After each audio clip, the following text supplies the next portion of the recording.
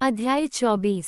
Patricia ली burden ऐसी लड़की नहीं थी जो आसानी से रो पड़ती, लेकिन अब वो उस भयानक खाई के किनारे पर खड़ी थी। उसका शरीर सिसकियों से कांप रहा था, और फिर जब सूरज किनारे से ऊपर आया और अपनी रोशनी गड्ढे में डाल रहा था, तो उसने देखा कि टार्जन उसके नीचे लगभग 70 फीट नीचे एक तालाब में धीरे धीरे तैर रहा था। तुरंत ही उसका मन युकाटन में प्राचीन चिचेन इत्जा के पवित्र ज़ोनोट के बारे में पढ़ी गई कहानियों की ओर चला गया, और उसके सीने में फिर से उम्मीद की किरण जगी। टार्जन, उसने पुकारा, और वह आदमी अपनी पीठ के बल पलटा और उसकी ओर देखने लगा। सुनो, उसने आगे कहा, मैं बलि के इस रूप को अच्छी तरह से जानती हूँ। ये सैकड़ों हजारों साल पहले मध्य अमेरिका में माया द्वारा प्रचलित था।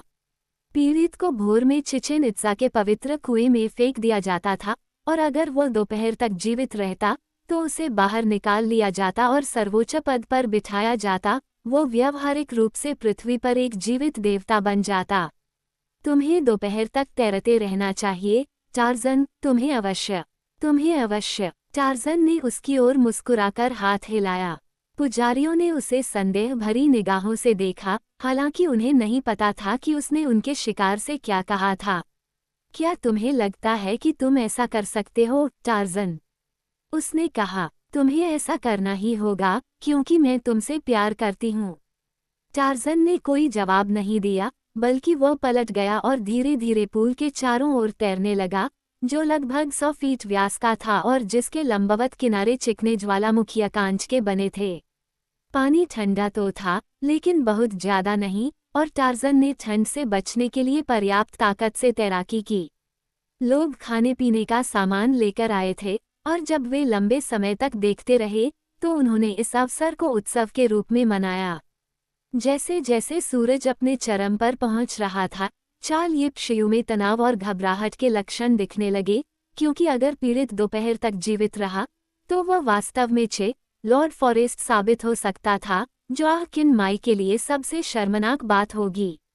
हर आंख जो उसे देख सकती थी, वह ज़ोनोट के किनारे खड़ी एक कच्ची धूप घड़ी पर थी, और जब दोपहर का समय हुआ तो एक जोरदार चीख उठी, क्योंकि पीड़ित अभी भी जीवित था।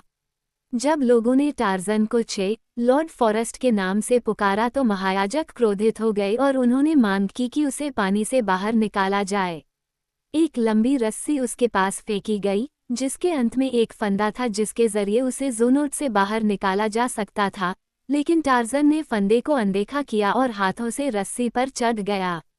जब वह किनारे पर आया तो लोग उसके सामने घुटनों के बल गिर गए और उससे माफ़ी और अनुग्रह के लिए विनती करने लगे। राजा और महायाजक बहुत असहज लग रहे थे, क्योंकि टार्जन ने उनका सामना किया। मैं एक नश्वर के रूप में पृथ्वी पर आया था, उसने कहा, ये देखने के लिए कि तुमने मेरे लोगों चिचेन इत्जा पर कैसे शासन किया। मैं खुश नहीं हूँ। मैं किसी दिन फिर आऊँगा, ये देखने के लिए कि क्या तुम में सुधार हुआ है। अब मैं जाता हूँ, और मैं इस महिला को अपने साथ ले जाता हूँ, और उसने पेट्रिसिया की बांह पर हाथ रखा। मैं तुम्हें आदेश देता हूँ कि तुम इत्जल्चा को रिहा करो, और यह सुनिश्चित करो कि मेरे लौटने से पहले न तो वह और न ही कोई और बलि दी जाए। उसने पेट्रिसिया का हाथ थामा और साथ में वे गड्ढे के किनारे तक खड़ी पगडंडी पर चढ़े और फिर ज्वालामुखी के किनारे से नीचे उतरे। लोग उनके पीछे पीछे चल रहे थे, एक लंबे जुलूस में, मार्च करते हुए गाते हुए। जब वे शहर में पहुंचे तो टार्जन ने मुड़कर हाथ उठाया। आगे मत आओ, उसने लोगों से और फिर पेट्रिसिया से कहा, अब मैं उन्हें अपने पोते पोतियों को बताने के लिए कुछ दूंगा। उसने प्रश्नवाचक दृष्टि से उसकी ओर देखा और मुस्कुराई। तुम क्या करने जा रहे हो? उसने पूछा। जवाब में उसने एक लंबी अजीब चीख लगाई और फिर बड़े वानरों की भाषा में चिल्लाया, आओ टेंटोर, आओ। और जब वो और पेट्रिसिया मैदान पार करके जंगल के पास पहुंचे तो एक बड़ा बैल हाथी उनसे मिलने के लिए उसमें से निकल आया, और उनके पीछे खड़े लोगों में से आश्चर्य और भय की चीख उठी।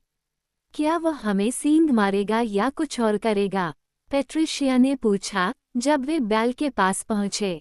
वह मेरा दोस्त है, टार्जन ने कहा, और अपना हाथ उस बड़े जानवर की सूंड पर रख दिया। डरो मत, उसने पेट्रिसिया से कहा, वो तुम्हें अपने कंधों तक उठा लेगा, और आदेश के एक शब्द पर टेंटोर ने लड़की को ऊपर उठाया और फिर टार्जन को उठा लिया। जैसे ही वह जंगल में जाने के लिए आगे बढ़ा, टार्जन और पेट्रिशिया ने पीछे मुड़कर देखा कि चिचेन इत्जा के सभी लोग घुटनों के बल बैठे हुए थे और उनके चेहरे जमीन पर टिके हुए थे। पेट्रिसिया ने कहा, उनके परपोते परपोतियां इस बारे में सुनेंगे। कैंप साइगॉन में निराश लोगों ने टार्जन की वापसी का बेसब्री से इंतजार किया। पिछली रात उनमें से कई लोगों को बहुत कम नींद आई थी और सुबह के लंबे घंटे बहुत ज्यादा खींच रहे थे। चाय का समय आया और टार्जन वापस नहीं आया, लेकिन आदत के अनुसार उन्हें चाय परोसी गई और जब वे टेबल के चारों ओर बैठे बेमन से चाय पी रहे थे तो सभी के मन में एक ही विचार आया होगा, वे पेट्रिसिया या टार्जन को फिर कभी नहीं देख पाएंगे। तुम्हें उस जीव को अकेले पेट्रिशिया के पीछे नहीं जाने देना चाहिए था, मिसेज ली ने कहा। संभवतः उसने उसे ठीक पाया होगा और ये बताना मुश्किल है कि अब तक उसके साथ क्या हुआ होगा। ओह पेनेलोप, कर्नल ने निराश होकर कहा, तुम उस आदमी के खिलाफ इतनी नाराज क्यों हो? उसने हमसे दोस्ती करने के अलावा और कुछ नहीं किया है। हम्फ, पेनेलोप ने कहा, तुम बहुत मूर्ख हो विलियम। मैं शुरू से ही उसकी असलियत समझ गई थी। वह एक पर्वतारोही है, वो हमारी कृपादृष्टि पाना चाहता है और फिर वो संभवतः पेट्रिशिया से विरासत में मिलने वाले धन के लिए उससे शादी करने की कोशिश करेगा। मैडम, डी ग्रूट ने बहुत ठंडे स्वर में कहा, वह प्राणी, जैसा कि आप उसे बुलाती हैं, जॉन क्लेटन, लॉर्ड ग्रास्टोक, एक अंग्रेज विस्काउंट है। बकवास, श्रीमती लेह ने कहा। ये बकवास नहीं है, डी ग्रूट ने कहा। क्राउस ने मुझे बताया था कि वो कौन है जब हम दोनों उस पिंजरे में बंद थे। उसे यह बात उस अरब से मिली थी जो उस आदमी को कई सालों से जानता था। श्रीमती लेह की थोड़ी नीचे झुक गई और वह अचानक निढाल हो गई, लेकिन वह जल्दी से संभल गई।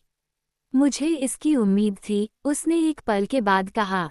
मैंने हमेशा उसकी नग्नता के प्रति उसकी प्रवृत्ति की आलोचना की है। तुमने हमें ये पहले क्यों नहीं बताया, युवक? मुझे नहीं पता कि मैंने आपको अब क्यों बताया, डी ग्रूट ने उत्तर दिया। इससे मेरा कोई लेना देना नहीं है। यदि वह चाहते कि हम जाने तो उन्होंने हमें बता दिया होता। अब वह आ रहा है, जेनेट ने कहा, और पेट्रिशिया भी उसके साथ है। कितना बढ़िया, पेनेलोप ने कहा। मेरी भतीजी और लॉर्ड ग्रास्टोक की जोड़ी कितनी अच्छी लग रही है।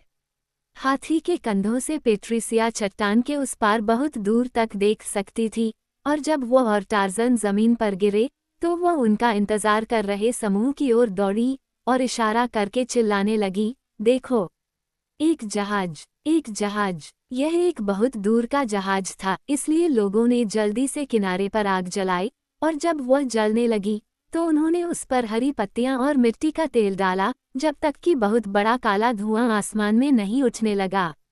डी ग्रूटे और कुछ नाविकों ने जहाज का ध्यान आकर्षित करने के लिए एक उन्मत्त, यद्यपि संभवतः निरर्थक, प्रयास किया। वे हमें नहीं देखते, जेनेट ने कहा। डॉक्टर क्राउच ने टिप्पणी की, और हो सकता है कि 100 साल में कोई दूसरा जहाज न हो। किसी भी चीज के लिए इंतजार करने में बहुत लंबा समय लग जाता है, क्या? एल्गी ने कहा। बोल्टन ने कहा, उन्होंने अपना रास्ता बदल लिया है, वे अंदर की ओर बढ़ रहे हैं। कर्नल अपनी झोपड़ी में चला गया था और अब वो दूरबीन लेकर बाहर आया।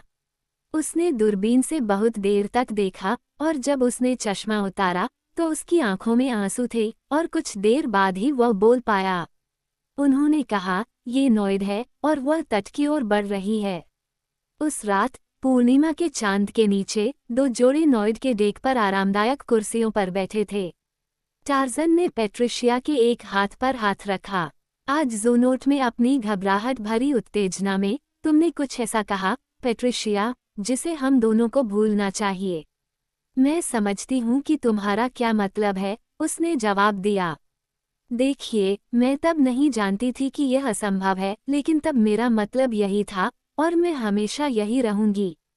टार्जन, डी ग्रूट ने नौक के दूसरी ओर से पुकारा। जेनेट मुझे ये समझाने की कोशिश कर रही है कि कैप्टन हमारी शादी नहीं कर सकता। वह गलत है न? मुझे पूरा यकीन है कि वह गलत है, बंदर आदमी ने जवाब दिया।